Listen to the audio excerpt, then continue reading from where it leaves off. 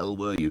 We opened with an education story because sitting in the studio opposite me now is a former Conservative MP and former Secretary of State for Education, Gillian Keegan. Good to see you, and thank you very much for coming by the studio. I've not spoken to you since the days of July and that general election. Let's start with the schooling story if we can, Gillian. Private schools to mount a legal challenge to Labour's imposition of VAT on private school fees. If we go back to the election campaign, this was something that you had very strong views on. What do you make of the legal challenge? Well, I mean, I don't know whether it's going to be successful, but I do wish them luck. I mean, it's an incoherent policy, as their budget's incoherent, actually, and it's also driven by ideology, similar to their budget. Both of these things will not result in the right outcome. There's 2,408 independent schools. Most people couldn't name more than about 20 or 30 of them. Yep. And everybody thinks of the big ones. But actually, there are, as they are looking to defend, many, many small schools doing everything from, primary education, special educational needs, music, dance, all kinds of different things. And when you look at those schools and you look at the actual business case of those schools, and actually they'll probably be hit with some of this budget as well, they are not wealthy schools. They are only just surviving anyway. And I was concerned about it for two reasons. The thing you're always looking at in government is how do I build capacity, right? Whether that's the childcare offer, how do I make sure there's enough nurseries so people have a place?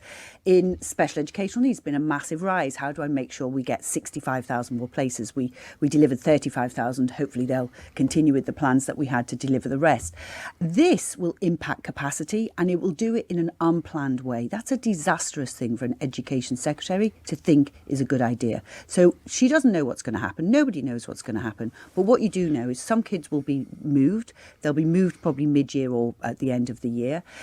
Some children with special educational needs were very worried about large schools being bullied, being isolated, and many times their parents, I've met many of those parents, they've really gone out of their way to save up to be able to give their kid that sort of chance. And it's a horrible policy. It's a cruel policy. It's not child-friendly, and an education secretary shouldn't do it.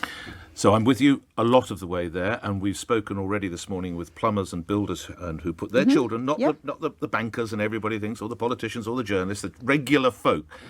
But, Gillian Keegan, did you do enough for SEND children when you were in power, particularly when you were Secretary of State for Education? So what I did was Some would say you didn't. You failed them. Well, of course, and I used to say myself, the system doesn't work, because what we had was a massive increase in special educational needs, particularly since there was a change in legislation in 2014, which had some unintended consequences. So I take that on the chin.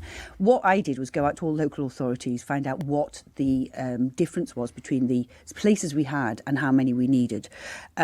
And that was requiring another 60,000 places. And I got money to invest in new free schools for special educational needs. Well, we built 35,000 of them. We could have built all 60. Yeah, okay.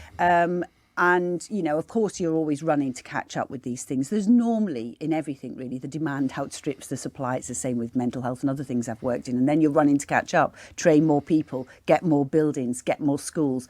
But we were on the right path to doing that. And we had a special educational needs reform plan. But, of course, if you've got a plan like that, you're almost accepting that where you are today isn't where you need to be. So you need to improve things.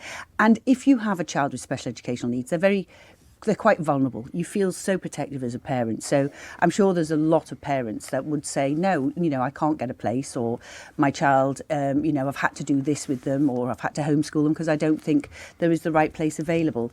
But I did work a lot in my own constituency as well to make sure that we increased the capacity. We got more investment in special educational needs across West Sussex. And that's all coming, but it's not all built in time for when everybody needs their places. You touched briefly on the budget and you sort of rolled your eyes as you discussed the private schools aspect of it.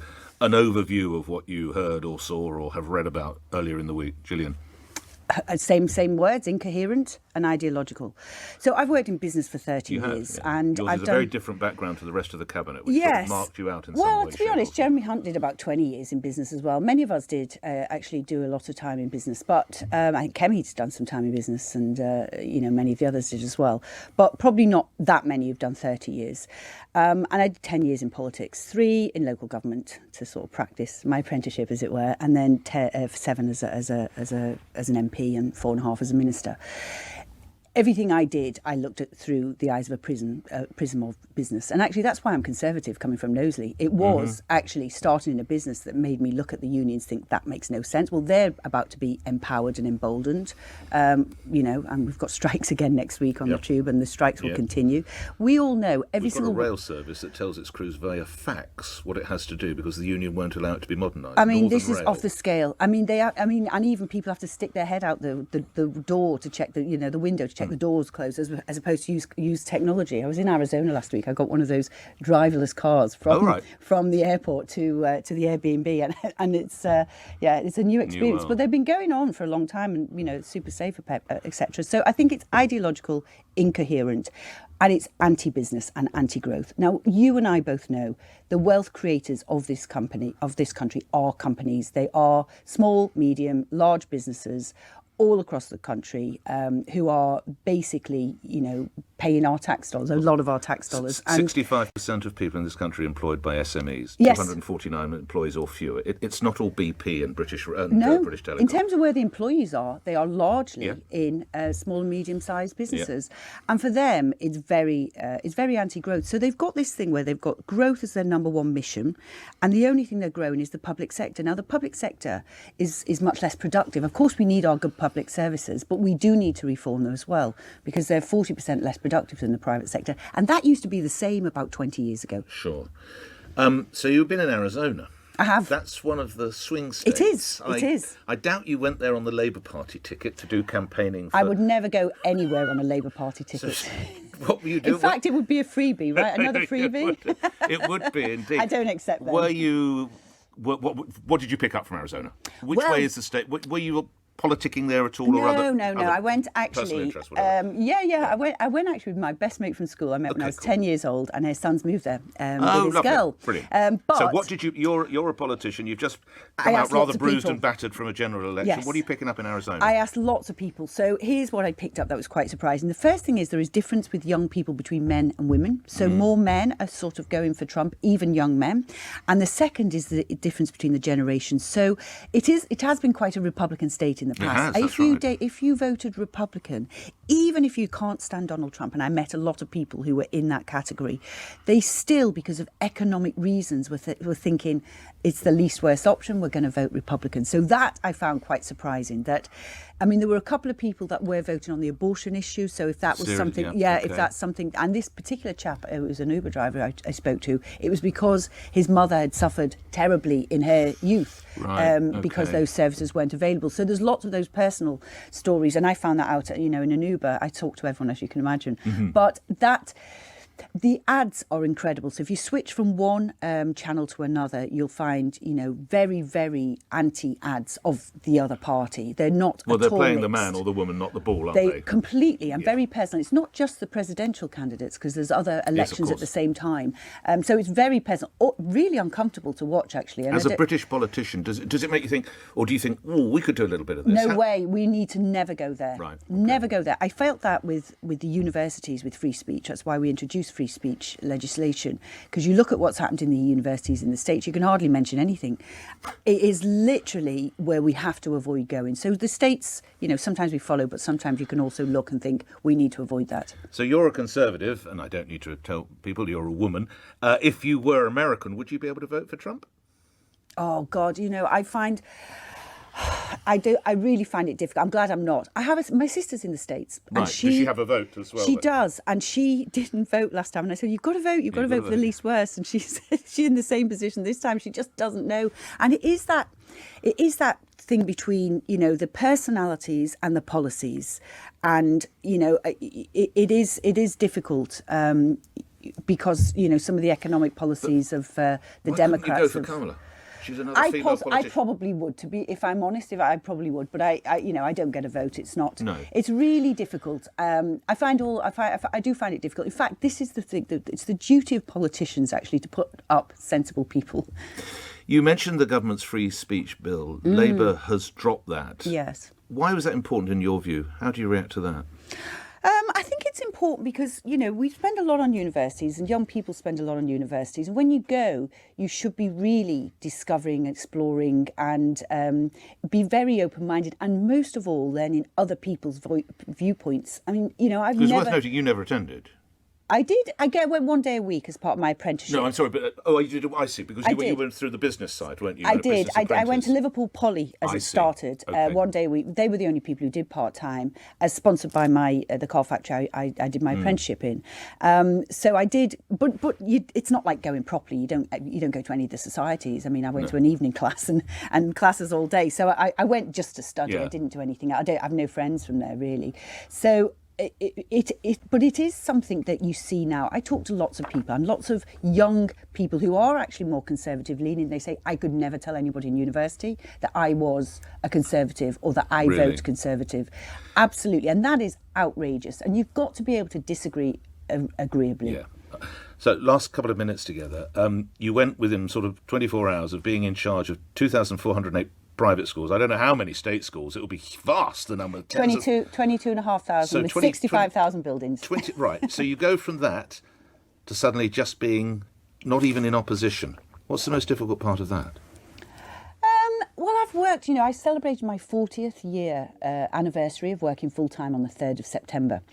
And I didn't get a gap year. I've worked from the age of 16. In fact, I've worked from the age of 13 because I started working in St John's Market part-time at the age of 13. So I kind of am enjoying a break. Are you? Okay. I've not really had a break. And, here was the best thing. So if I'd still been in education sector, my dad's 80th birthday, I had 4 days when I could make it for his birthday in Spain. And he was very grateful that I spent 4 weeks with him. Oh, brilliant. And we had the most amazing time. My sister, great. my brother, we had the most amazing time. My parents are getting old. They're in great shape. And, but I love spending time with them. We're a very close family. So that's fantastic. I've been able to, do things like go with my best mate since the age of 10. We've never sat on a plane together. We've been on holiday, but we've gone from different places. We've never sat on a plane together. So that was fun. But what next for Gillian Keegan? Well, I don't know. So obviously you've got to get this budget, which is not going to be very good for business, I don't think. And then you've got to get the election out of the way. I've said I'll take a break till sometime next year. I've had lots of people approach me about various things. Okay. There's very few people, I think, who've done got to the top of business and got to the top of politics. There's not hundreds of us in that position. And so I hope to be able to do something else. But I'm not, it could go in many different directions and I'm open.